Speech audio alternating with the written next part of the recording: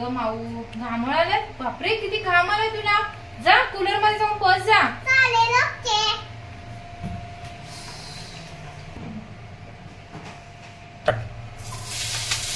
अरे देवा, हिने कूलर चालू केला की नाही? आवाज तर येत नाहीये कूलरचा.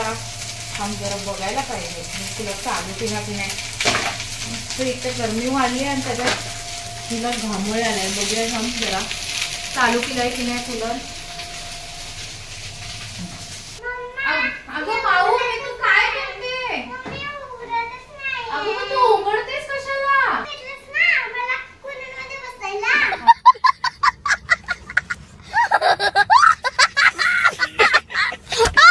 अरे देवा, काय ही पोरगी आहे. कूलर मध्ये जाऊन बस. म्हणजे माऊ हे बघ, असं ऑन कर, इकडून ऑन कर. लागली का हवा? तुला म्हटलं कूलर मध्ये नाही, कूलरच्या समोर येऊन बस. काय रे देवा, याला हिला तर गरमीचा असर पडलाय वाटतं. काय रे देवा, काय करायचं रे देवा. बस आता त्या कूलर स्टूल घे आणि स्टूल समोर बस. स्टूल नशीब भेटला बाबा इथे. घे स्टूल घे आणि इथे बस. काय रे देवा खरंच. अगं काय हे, पडलीस कशी तू? उठ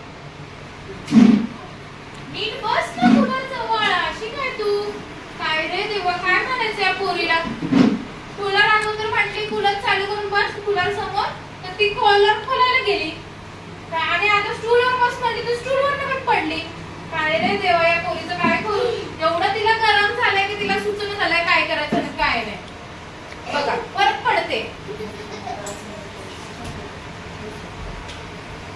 काय करू देवा खरंच. तुमच्याकडे आहे की नाही कूलर किंवा एसी?